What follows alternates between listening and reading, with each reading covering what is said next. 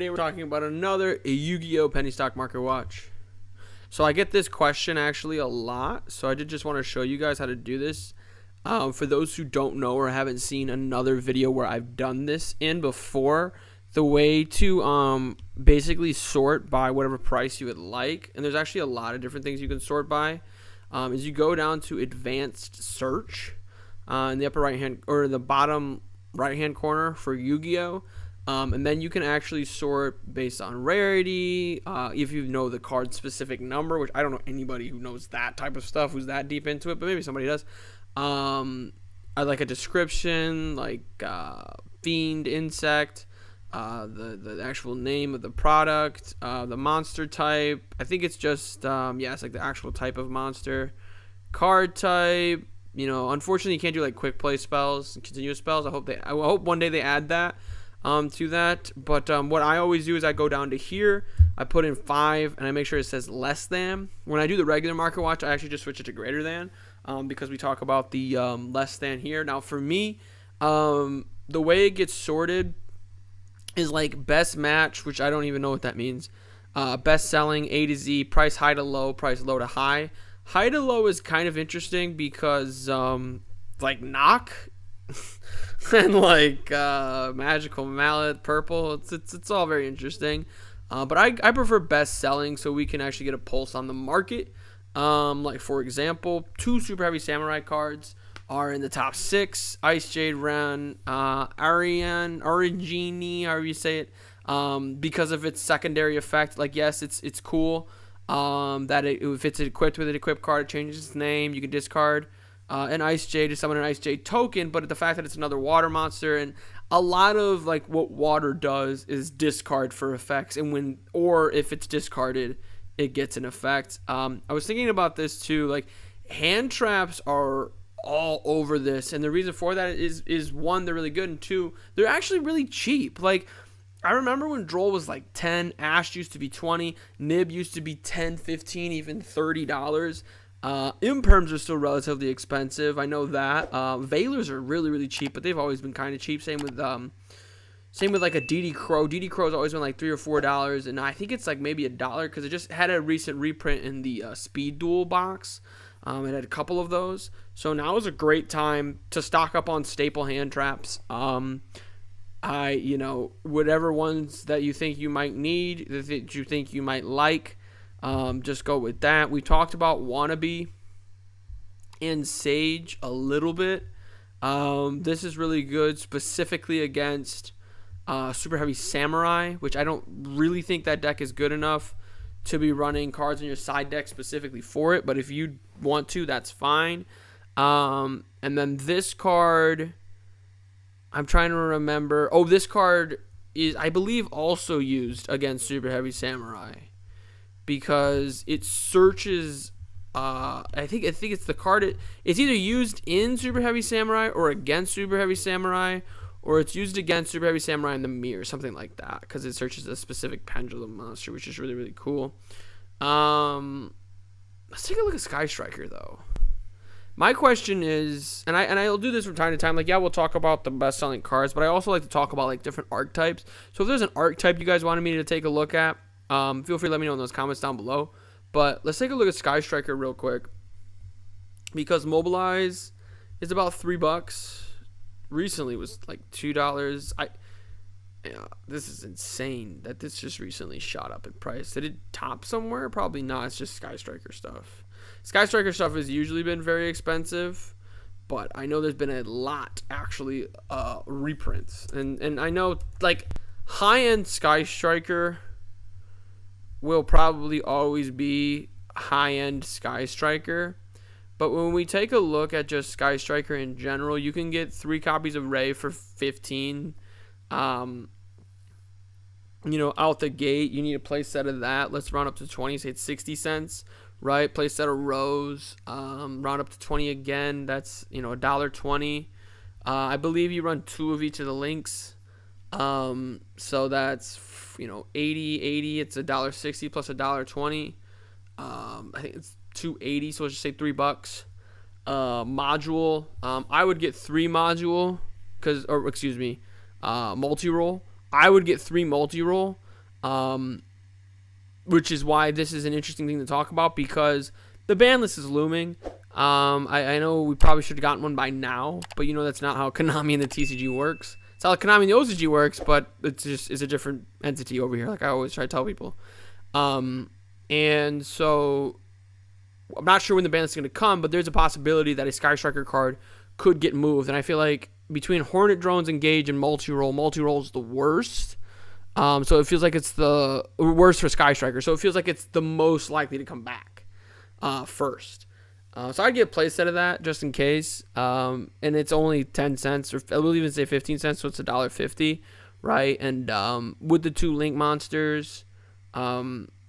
And the thing is, too, like, even with a lot of the reprints, I know this is a common, the one we're looking at specifically, but, like, super rare, premium, gold rare, premium, like they are pretty relatively high rarities. I don't think you run this card either, but for a playset of multi-roll, where were we at, like, $3, and then the Link monsters put us at $5.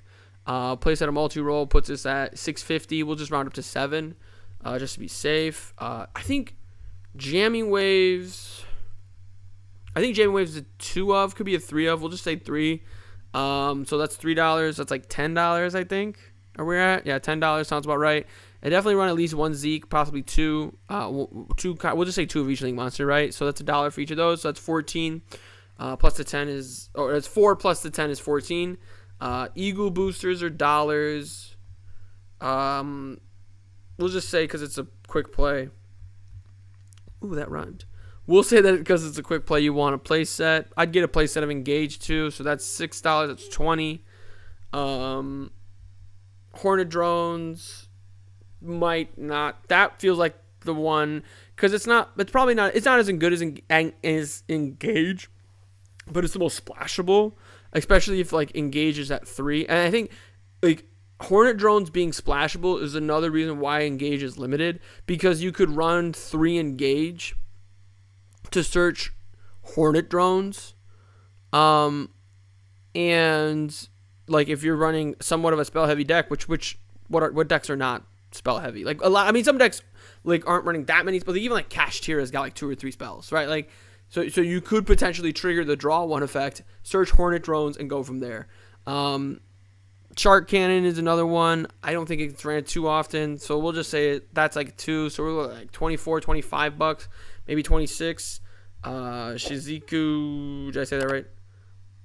28, 29 bucks. The tokens are actually kind of expensive if you have them.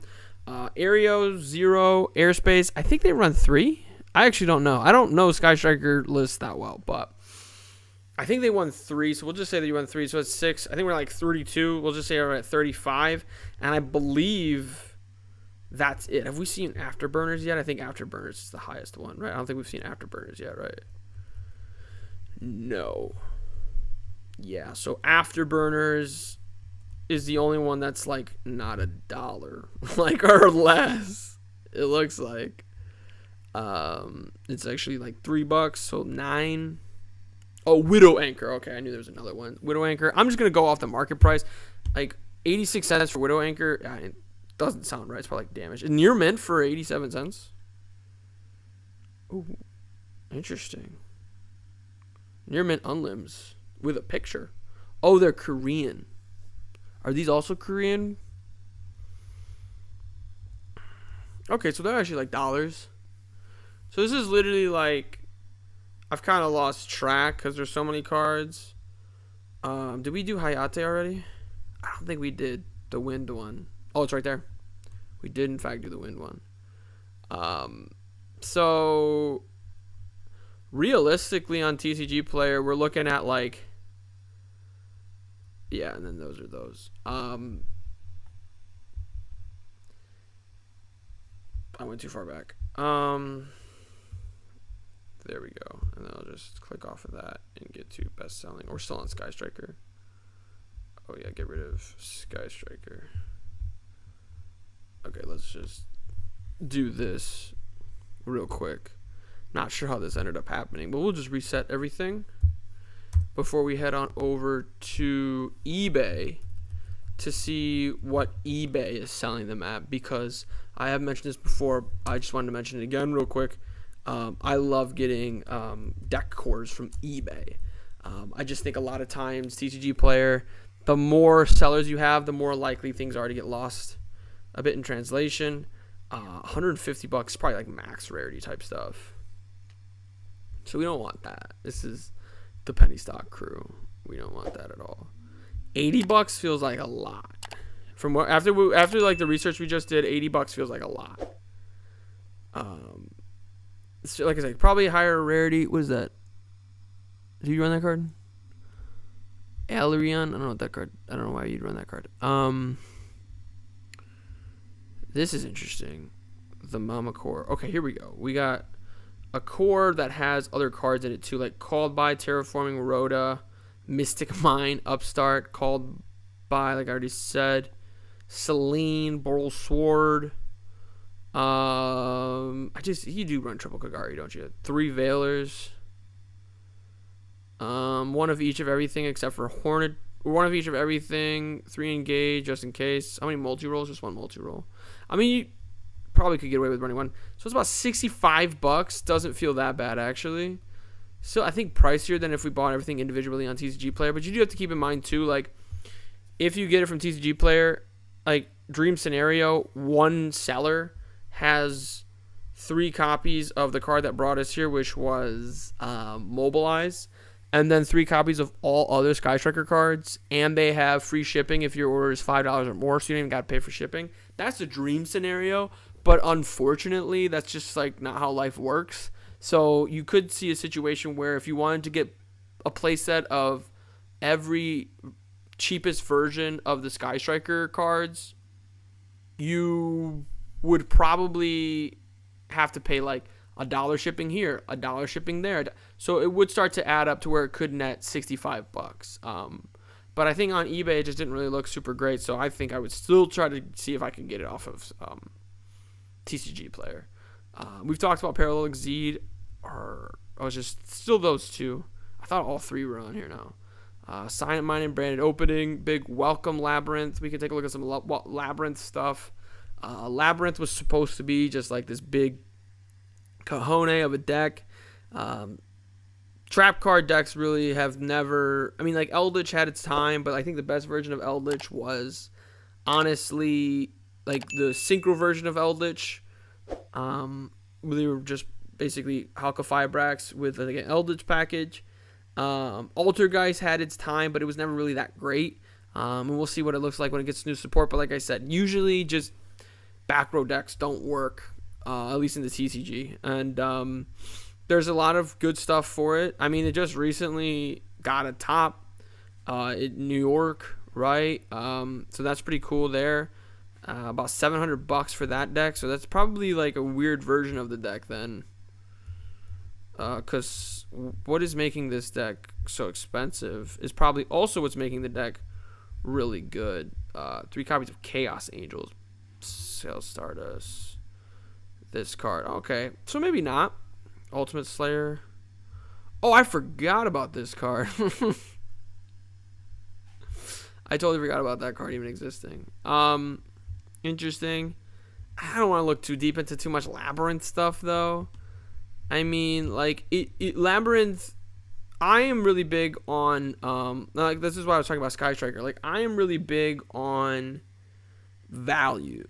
So, how much does a deck cost versus how good is it? And I think Sky Striker might actually have really good value. I think, in my eyes, Sky Striker is just as good as Labyrinth. And it's significantly cheaper. Maybe I'm wrong. Maybe you guys think Labyrinth's a lot better. You guys can let me know in the comments down below. But I personally think Labyrinth isn't really all that it's cracked up to be. Prismatic Ghost Ogres appear to be the best selling. So that is very interesting. Then we have this card. This card is interesting because spot removal is really good when it doesn't, like, your opponent can't respond to it at all. Like, you can also use one monster your opponent controls as material to link summon this card is really good. The problem with this card is maybe good players won't play around it, but great players will play around this card. And so if you're relying on this card to out, the Pearly Xyz monster or to out the Agnister Link monster, if you're relying on this card to do that, which I don't even know if this card can take that because they're unaffected. I'm not sure what that interaction is. I'm pretty sure it can't, but or even if it's just like Baron, right? If you're doing your opponent is probably gonna know, oh, this person has a Link 2 and 2 regular monsters, right? So that means that they could make a Link 4 monster, or they can use one of my monsters to make Underworld Goddess of the Closed World. Now, what's interesting too, she only has 2 printings. So it isn't out of the realm of possibility that the second printing could end up being over $5, right? And if we take a look real quick, it is one of the best selling cards under 20. It was one of the best selling cards under $5, and it's consistently been there as well. Sprite does make a lot of sense for this guy in a Dark World as well. But it's really holding the line at 350, 380. So probably page 3 it goes to 4. I think if page 3 it goes to 4, then this feels like a good value, but it didn't, right? And that's because it really does seem to be holding the line at just slightly under 3 to just slightly under 4, right? So just like that dollar fluctuation. I mean, honestly, you could buy all 100 of these for $32. And try to sell them for $4, and make $8. I believe, is that math right? I think the math is wrong. No, yeah, it's 319, not 32. It's 320, not 32. Yeah, I'm multiplying by 10, not by 100. Yeah, because if you sell if you buy all of these, I do like to look at the cart though too. So this has free shipping because of the way you shop. So $320, and then you sell them for $4. If you sell them for $4, all 100 of them for $4, you make $80, right? Lunch is on you type thing. But I don't know if this card's got it like that. I don't know if this card's value is just all the way there because Kaiju's just really strong. Santa Claus was supposed to be good because it was ran in the OCG, but it kind of fell off. Let me take a look actually at Santa Claus real quick. I'm just curious actually at this point to see. Okay, so it's not a penny stock still, so we won't talk about it now. And maybe it'll show up on the other market watch. I'm not sure. But it just does kind of feel like there are other ways to just get rid of your opponent's monster without them being able to respond to it. I will say, this Link Summoned card is unaffected by your opponent's card effects unless they target this card. Is pretty relevant. Does come up a lot. And once per turn, when your opponent activates a card or effect that special summons a monster from the graveyard, you can negate the activation. And a lot of times too, even great players who are aware that this card exists will forget about those, right? You can negate the effects of all face-up monsters your opponent controls. It has 3 fairly relevant effects on top of being very good spot removal. So maybe it could be a $4 card, $4 or $5 card at some point. But it all just comes down to what decks are playing it. Cash Tier is the best deck in the room right now, and it's not playing this because it doesn't really need to, right? We saw the decks that were playing this card were Sprite Pearly, Dark World Pearly. Dark World makes a lot of sense to run this card because Dark World does a lot of free summoning because that's how the deck works, right? And Dark World Pearly has got me curious. I'm going to leave that up, actually. But overall, I don't know if this is going to be over 5. If you want to try to play that game that we were just talking about, where you get them, especially if you can get them for under $3, this first one is $285. Actually, I don't even see it anymore. Right? If you can get it for $3 or less, 100% I'd pull the trigger. But at the end of the day, I just don't know if this card's value is going to be there. Right? And that's what the curious thing is. But let me know what you guys think in those comments down below. What are the best selling cards under $5 that you were looking for? Let me know down below. Make sure you guys click that like button to show your support for the channel. Subscribe for even more content. But most importantly of all, have a good day.